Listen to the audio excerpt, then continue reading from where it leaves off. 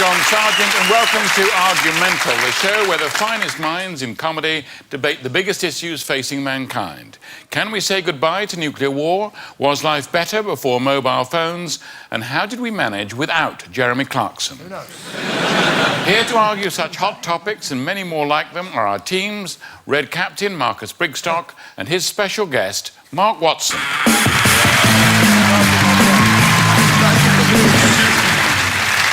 And in the blue corner, Team Captain Rufus Hound, and joining him tonight, it's Dara O'Brien. I'll be giving the teams a series of controversial subjects to argue about. At the end of each debate, I'll ask the studio audience to vote for the team they found most convincing. OK, in our first round, the teams tackle an important issue that's got us all on the edge of our seats. This week, it's politics, the original X Factor, where instead of a dancing dog, you can vote for the original greasy pole-climbing monkey. All the statistical evidence shows that politicians can shaft 90% of the public and 50% of the cheeky girls. But the statement I'd like you to argue over is this: politics is a waste of time. Up first and arguing in favour of this statement, it's the Red Team captain, Marcus Brigstock. Ladies and gentlemen, you can't tell me that politics isn't a waste of time. Have you ever watched BBC Parliament? These fusty, dusty, weird old people sitting there. They don't even say they agree with each other. When something happens, they go, It's like being governed by bears. It's nonsense. No one wants... Who wants to live in a world where we're governed by bears? The European Parliament, if you ever wanted a waste of time defined, tune in to what the European Parliament are doing. The European Parliament are nuts. They're like, they can't help but interfere. They're like a dad around Lego. Oh, making some Lego. Good, excellent. What are you making? Oh, put the wheels on. I'll do it. There you go, I made it better. They just waste everyone's time. They come up with rules. Your banana isn't straight enough. I'm doing the best I can. It's a waste of time. America, ladies and gentlemen, they have a democratic process over there, and after all of that, George W. Gump becomes Prime Minister. Twice! Local politics. People say you can affect a change in local politics. Rubbish. Local politics is bins and murders. It's a waste of everyone's time. It's a place for angry people to go and let off steam. I'm considering going into local politics myself. Of course, politics is a waste of time, ladies and gentlemen. If it wasn't, would John Sargent be spending his time hanging out with comedic plebs like me? No, he would not. He'd still be dealing in politics, but he knows it's a load of cock. And that is why, ladies and gentlemen, I urge, nay, at this stage, beg you to vote with the Red Team. You know it makes sense. Thank you. Thanks, Marcus. Next up, opposing Marcus, but supporting politics, it's Dara O'Brien. Thank you very much, ladies and gentlemen. Thank you very much. This is how they will come to you, ladies and gentlemen. This is how they will approach you, with a smiling face, with what sounds like a rational argument. They will steal from underneath you the very democracy that you claimed you invented, ignoring the Greeks a bit. So, oh, kebabs, was that you too? Whatever. Right, so... this is how they will come to you, ladies and gentlemen. This is how they will take from you the very right to vote that people have fought for, have died for, have had horses go clippity-cloppity over them for, that they have given everything for. This is how they will do it. They, Team Red, China.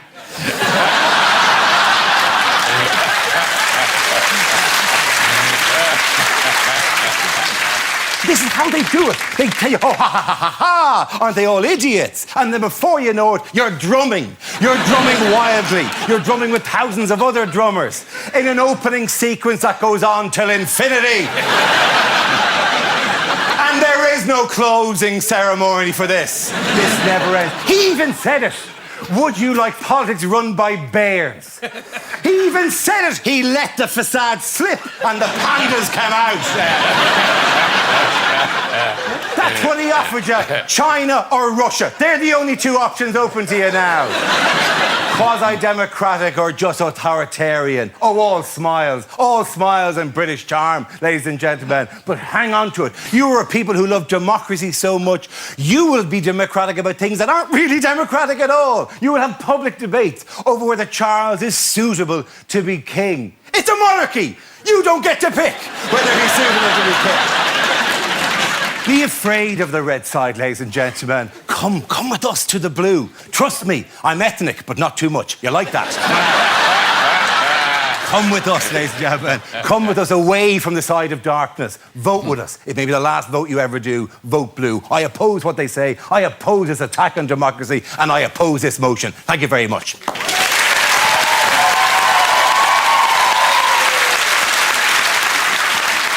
OK, wonderful, Dara, thank you. Rufus and Mark, what about all that, then? I feel that bears played more of a part in the debate than they should have done. I agree. Still, if anyone can convince me that politics works, it's someone from Ireland. They've made a great job of it.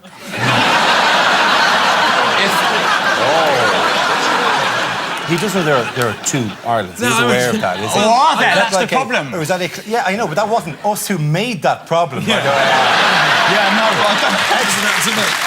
I would have you're safer with the bear stuff, to be honest, than coming at me with the, boy, you messed up for the last 800 years. What were you doing with your open door to tyrants policy that you had there? It's not every imperialist thief that gives back 2/3 of the landmass.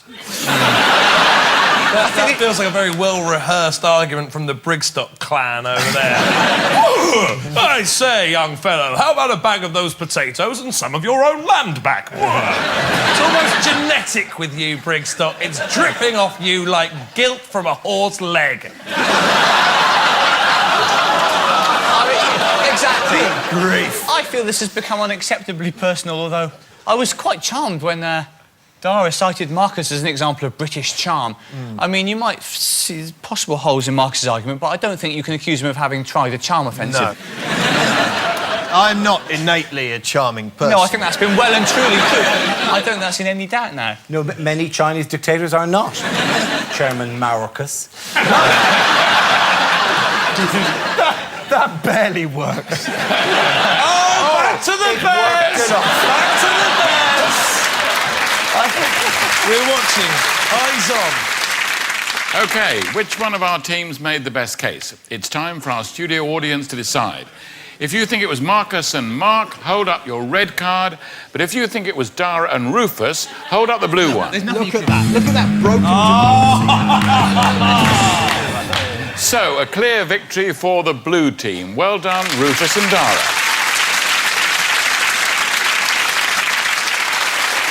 Politics has given us a lot of things. It gave us the NHS, it gave us freedom from child labour, and it gave John Major a crack at Edwina Currie.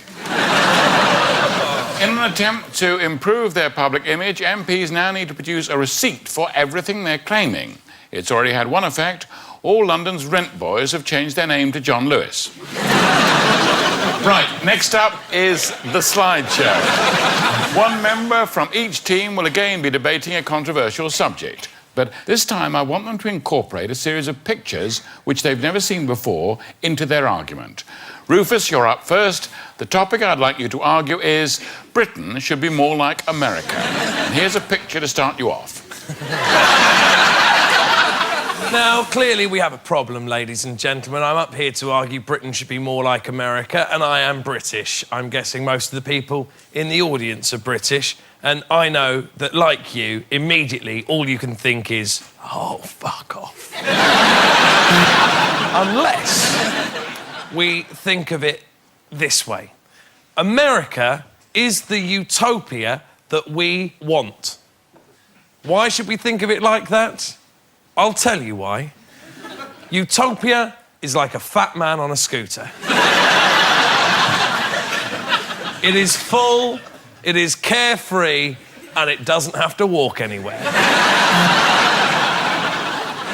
I suppose it's almost a chicken and egg situation. It's not a chicken and egg situation, but it's very nearly a chicken and egg situation. What came first? Our lack of pride in who we are as a nation when we have had great men like Sir Winston Churchill, or Is it better that instead of that, we align ourselves like this? Like a clock reading 5 o'clock. Now, do I have all the answers? No. But these 3 people do. That is why we should be more like America. Because, do you know, I can't believe it's taken this long for me to work this point out. The reason that we should be more like America, ladies and gentlemen, is that we are on the same side. And if there's one thing we know about being on the same side as Americans, it's give them a gun and they will shoot us.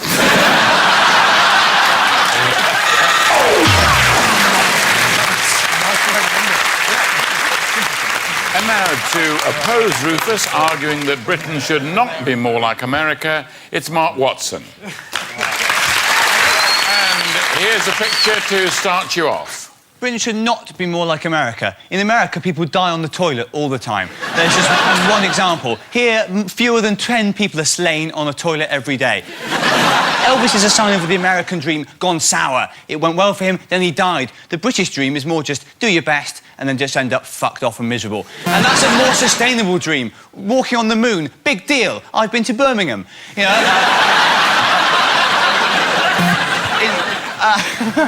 I didn't expect a balloon. There we are. It's all very well going in spaceships. We prefer more genteel, less sort of unenvironmentally friendly transport, like balloons. Oh, we're America. We can go in the sky. So can we. We just don't have to go into the stratosphere. We're happy just being in the clouds like normal people eating our picnics. Thank you, America. In America, you could never get away with having Ainsley Harriott as a celebrity or even really a person. But, because of the unique, charming, slightly peculiar country we are, someone like Ainsley Harriott, who basically has made a career out of going, oh, let's have some celery, can be famous. I think that's lovely. Anyone who says that America and Britain should be more similar is as outdated as a mammoth. That's not...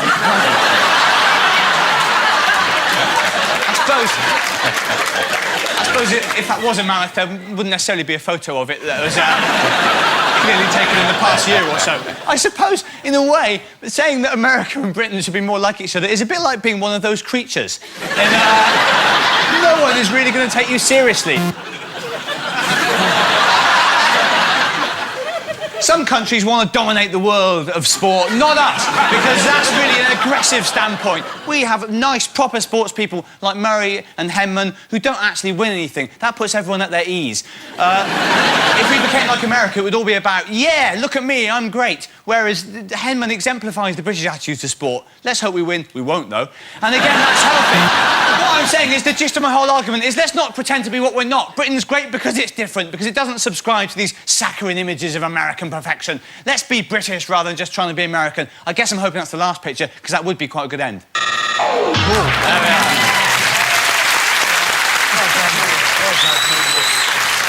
Well done, Mark.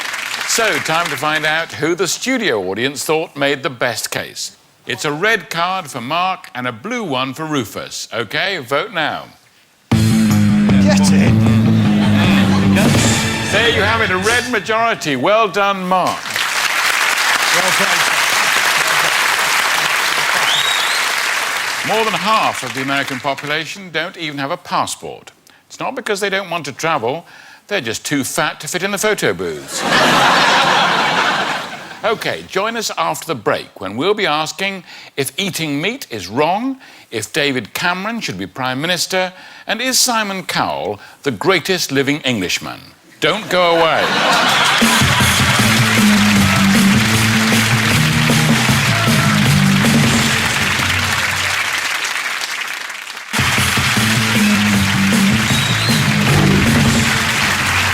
Welcome back to Argumental, the show with more aggressive confrontation than a Katona wedding. Our next round is called Flip Flop, and this is where we find out how well the teams can argue with themselves. I'll give a player a statement which they must argue for until they hear this sound. At which point, they must perform a U-turn and argue against it. Then flip-flop their argument every time I press the buzzer. OK, Marcus, your turn first, and the subject I'd like you to flip-flop is David Cameron deserves to be Prime Minister. Off you go. Yes.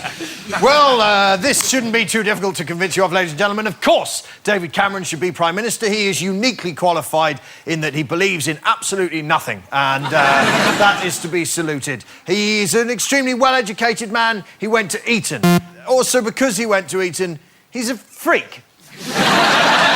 An utter freak whose closest association with real life was being buggered with a toasting fork. That is what formed this man. That's what shaped him. And that's to his credit, because you can learn a lot on the hot end of a toasting fork. As a person who was privately educated myself, I can tell you just how uncomfortable and yet exhilarating that experience can be. David Cameron is a git. He's clearly a git. He's got no policies. No policies. How long has he been leader of the Conservative Party? Absolutely ages. What do we know that he believes in? We have no idea whatsoever. Why? Because he's brilliantly concealed it from the Labour Party while he watches them slowly go into meltdown, having accidentally ended up with a one-eyed, broken-jawed, dour Scottish weirdo as their leader. But David Cameron is a man to be trusted. Look at that face. No one sweats that much if they're lying. Unless lying comes naturally to them. He set up a weblog, didn't he, in his house? And he said, listen, come and see us. This is how we live. This is my weblog. We want to talk to you. And then you realised what an odious turd he really was. And I saw in the background of one of those shots his wife waving at the camera, mouthing the words, help me. Help me make Britain a better place by making my husband the Prime Minister that you know he deserves to be. Yes.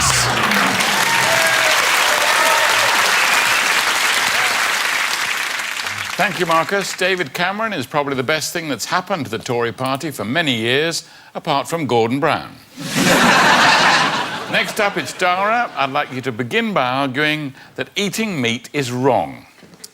Eating meat is wrong, ladies and gentlemen. You'll know this if you just go to a field and address a cow, just face to face, for once. Do it. Do it. Sometime, take some time out of your day and look a cow in the eyes. Those serene, placid, contented eyes of a cow. Look at the expression of the cow. It wants to be eaten.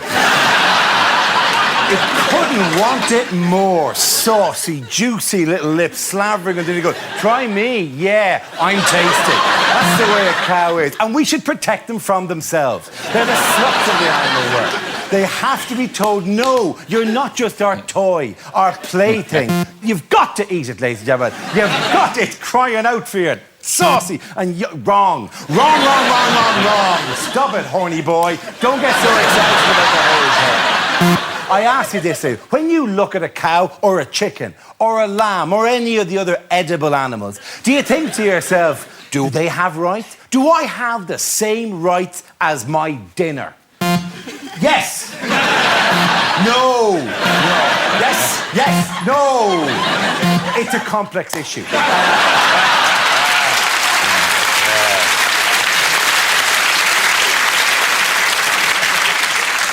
For the sake of argument, let's say we stopped on no, right? Spend some time with a chicken. Spend some time just getting to know a chicken. A chicken has hobbies, mainly eating corn to make them yummy for us. That's the number one hobby of your average chicken. What? They can't even fly. But that shouldn't be anything to stop them. We should give them planes. We should give them planes so they can see the sky. They can reach out and touch the sky, like that song with your man, Jimi Hendrix. That's the one. All right, so they're up there with the guitars going crazy, and when they come back down again, they'll tell us stories about the wonderful day they had up touching the sky. That's what, and then we'll eat them. Great. That's the way it's going to be.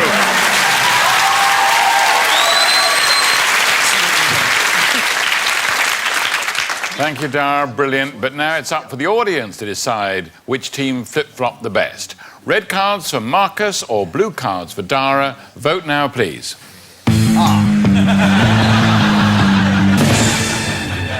So, an obvious victory for the Blues. Well done, Dara. Paul McCartney is probably Britain's most famous vegetarian. Of course, meat's expensive. His last piece of mutton cost him £25 million.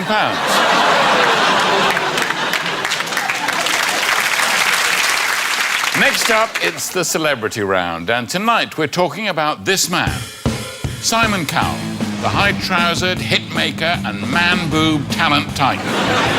He's a karaoke king and guru for the gormless, with more deadly put-downs than a Grand National vet.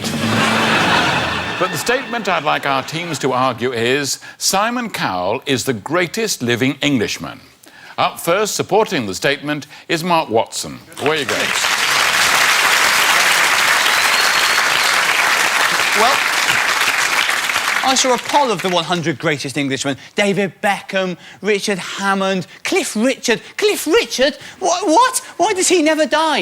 You know, people say, oh, well, God is keeping him on the earth as an example to us. I think God's putting off meeting him. No, Cowell's a great Englishman because he crushes people's dreams. And what is more English than that? You know? Cowell works in a field, pop music, where it's full of tawdry dreams and, you know, empty, positive sentiments. You know, people, what have you done today to make you feel proud? To be fair, that inspired me. I went and shot all of them people. But pop music's full of, you know, there can be miracles if you believe. Cowell dares to say, no, there probably won't be, fuck off. And that is really, really handy. Greatness is all about being brave, making something of yourself. That's the other thing. Cowell left school at 16. He could have ended up being just one of these obnoxious, rude people you get in Tesco. Instead, he's one of these obnoxious, rude people you get on TV, and he earns a lot more money. And you might still think, yeah, but is he the greatest living Englishman? Better than everyone else? Maybe not. But I didn't have time to go through all of the other 20-odd million Englishmen and tell you why he was better than each one of them. So you're just going to have to trust me. I've spoken to them all. They all agree. Simon Cowell, therefore, whether he might think it initially or not, is the greatest living Englishman. Please vote with the red team.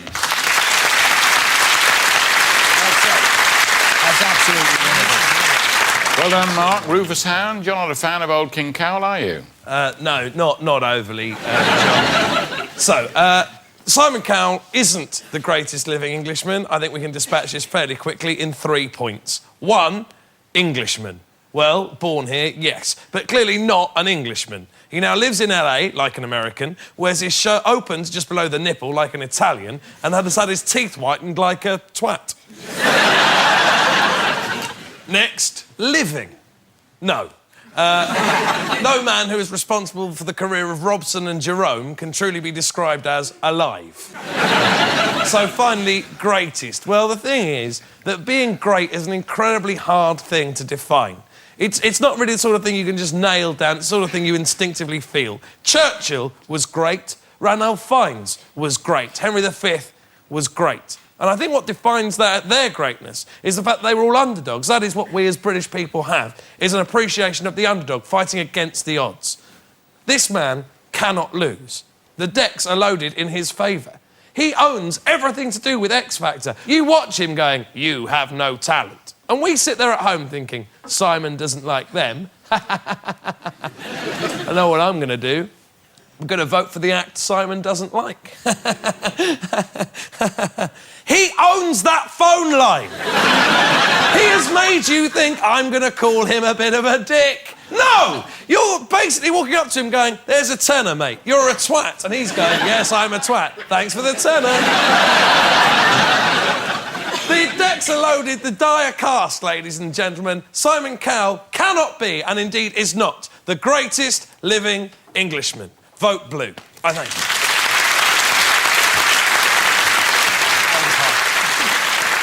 Anything you want to add? Dara? Any show that's created the illusion that it is the only way into an industry as vast as being a professional singer is wrong. Where you have 14-year-olds crying, going, don't say no, Simon. This is my dream. You're 14. Last year, your dream was to have a pony. You'll have other dreams. I don't think that you can say that he's not the greatest living Englishman by first saying he's not an Englishman because he doesn't live here. Beckham lives in LA as well. He still plays for England. Also, and because he shows a bit of a nipple, he's not English. That's not how it works. It's passports and things. OK, thanks very much, teams. But who made the best case? Blue cards for Rufus and Dara, red ones for Marcus and Mark. Thank you so much, ladies and gentlemen. Thank you. That's definitely, in my view, a win for the Blues. Well done to Rufus and Dara. They've convinced the audience that Simon Cowell is not the greatest living Englishman. This year, there were so many applicants for X Factor, the auditions had to be divided into different categories: dead dads, teen mums, and bullied kids. Since X Factor... Thank you. That is an excellent joke, and you gave it a lot less than it deserved. I'll go again. I will do it again. This year, there were so many applicants for X Factor, the auditions had to be divided into different categories: dead dads, teen mums, and bullied kids.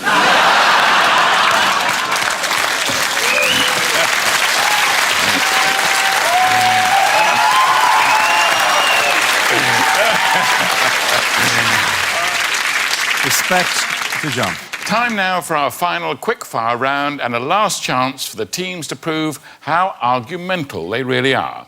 I'll show them a series of pictures and all they have to do is to suggest an argument to go with them. OK, teams, off we go. This is it. How many points are available in this round, John? Don't be defeatist. We've got to carry on now. No, I'm not. I'm excited. Put it this way, you've had it. Right. Excellent. In that case, I would say that this picture represents a good argument for the chances of the red team pulling out a late victory. This is an argument against going to see the new Pixar movie, Shitty the Elephant. This is an argument for Mark Watson having an equal chance of knowing what a mammoth is. OK, the next picture. This is an argument for always hiding your prostitute under the desk.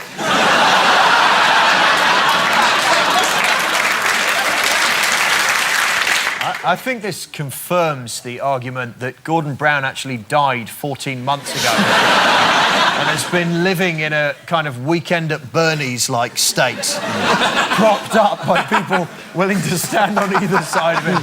The poor man died shortly after becoming Prime Minister. Although that does explain the jaw, that when somebody's operating him, they have to do it. So when he's finished talking, it just goes... And somebody's in there operating him like George. Oh. Does that make David Cameron zipping? No, Mr. Prime Minister, no. I went to Eton. Oh, I just want the best for everyone. You be bungle. Yeah, I'm a mammoth. Now... Next picture. Oh. That is an argument in favour of blowing up the entire world. Is it an argument against his first name being Rod? Looking at that, it's a pretty strong argument for Hadrian's Wall.